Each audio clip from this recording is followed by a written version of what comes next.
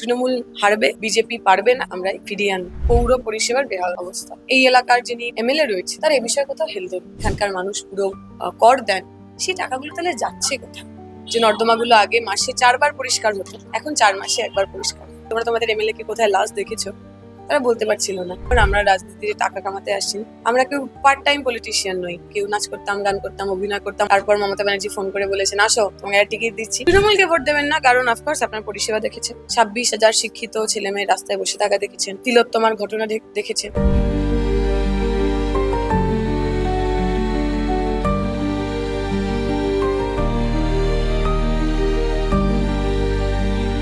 দিদি, বাড়ি বাড়ি যাচ্ছ, জনসংযোগ করছো, মূলত মানুষজনের থেকে কি অভিযোগ আসছে, তারা কি কমপ্লেন করছে, তাদের কি অসুবিধা? এখানকার সবচেয়ে বড় যেটা অসুবিধা সেটা হলো পৌর পরিষেবার বেহাল অবস্থা।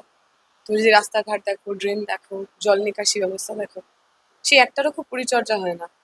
লাস্ট বছর এখানে ঘরে ঢুকে যাওয়া যে জমা জল, তাতে পড়ে গিয়ে এক নবজাতকের মৃত্যু। ফলে এটার সিভিয়ারিটি কতটা এটাতে আমরা বুঝতে পারি। কিন্তু এই এলাকার যিনি এমএলএ রয়েছে, যিনি মন্ত্রীও বটে, তার এ বিষয়ে কোথাও হেলদোল নেই।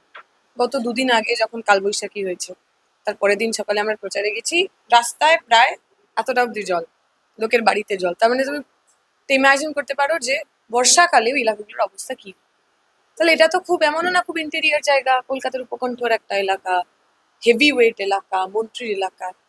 তাহলে বেসিক যে জিনিসগুলো, যার জন্য আমরা ট্যাক্সের টাকা দিই, যার জন্য এখানকার মানুষ পুরো কর দেন, সেই টাকাগুলো তাহলে যাচ্ছে কোথায়? এই এলাকার মেজর সমস্যা নিকাশির সমস্যা, জলের সমস্যা, রাস্তাঘাটের বেহাল অবস্থা। তুমি জিতে যদি আসো, তাহলে প্রথমেই তোমার কাজ কি হবে? আমরা বলেছি নিকাশি ব্যবস্থা আমাদের টপ মোস্ট প্রায়োরিটি, কিন্তু এটাকে যদি ঠিক করতে হয়, এটা খুব তাড়াতাড়ি হওয়া সম্ভব না। কারণ এখানকার নিকাশি ব্যবস্থা একবারে ঢেলে সাজাতে হবে। আমরা প্রপোজাল দিচ্ছি, এই যে দুটো খাল আছে, সোনাই খাল, নোয়াই খাল, সেগুলোর প্রপার সংস্কার করতে হবে। এর আগে যে সংস্কার হয়েছে তাতে ওপর থেকেও তো আবর্জনা তুলেছে, কিন্তু যে সিল্টিং, যে পলিটা জমে রয়েছে সেটাকে তোলে না। নর্দমাগুলোর অবস্থায় তথই হচ্ছে। ফলে তার ডিটেনশন ক্যাপাসিটি কমে যাচ্ছে এবং বৃষ্টি হলেই সেটা বাইরে আসছে। একটা আমরা সেটা করবো, যার জন্য একটু বেশি সময় লাগবে, কিন্তু যেটা কম সময় করা যায়। তাহলে আমার যে নর্দমাগুলো আগে মাসে 4 বার পরিষ্কার হতো, এখন 4 মাসে একবার পরিষ্কার। যারা সাফাই কর্মচারী, যাদের সাফাই করার কথা, সেই পুরো কর্মচারীরা বেতন পান না 5 মাস 6 মাস। তাদের গত 6 বছর হয়ে গেল, কোনো রকম ইনক্রিমেন্ট হননি, বোনাস সঠিক সময় পান না, বেশিরভাগই কন্ট্রাকচুয়াল।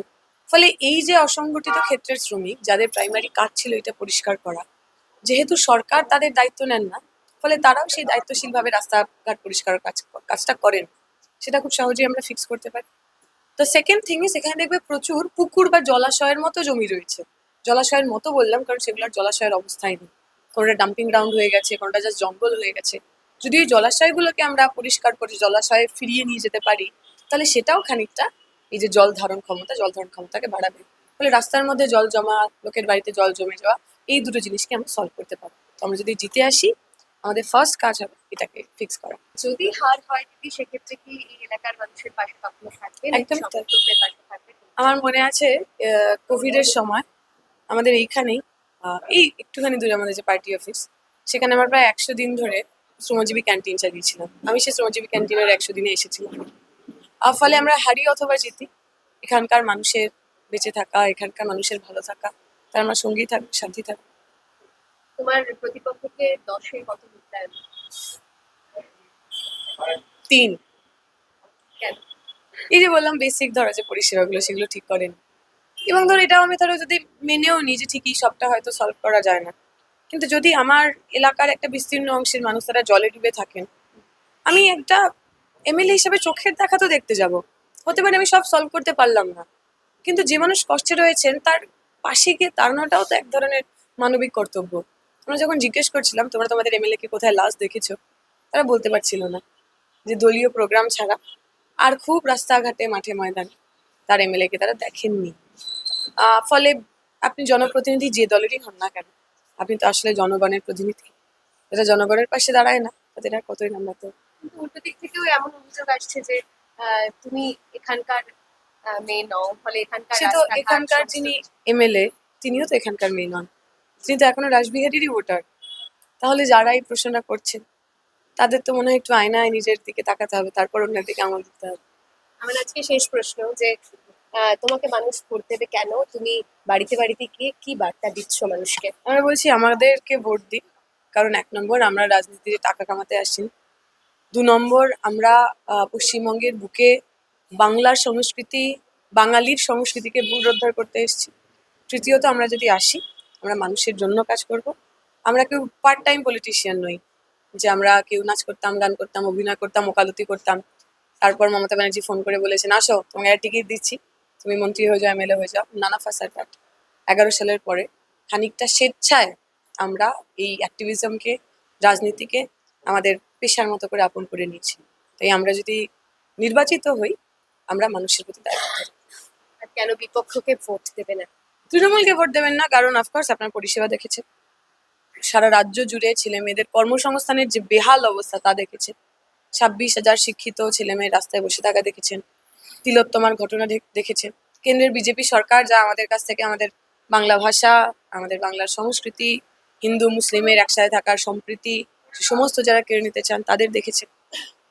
গ্যাসের যখন নবটা অন করছেন, মনে পড়ে যাচ্ছে গ্যাসের দাম কত টাকা। এই যেভাবে কেন্দ্রের সরকার আমাদের বেসিকগুলো সেগুলোকে নিয়ে নয় ছয় করেছেন, সেটাও দেখেছেন। ফলে ওদেরকে দিয়ে লাভ হবে না।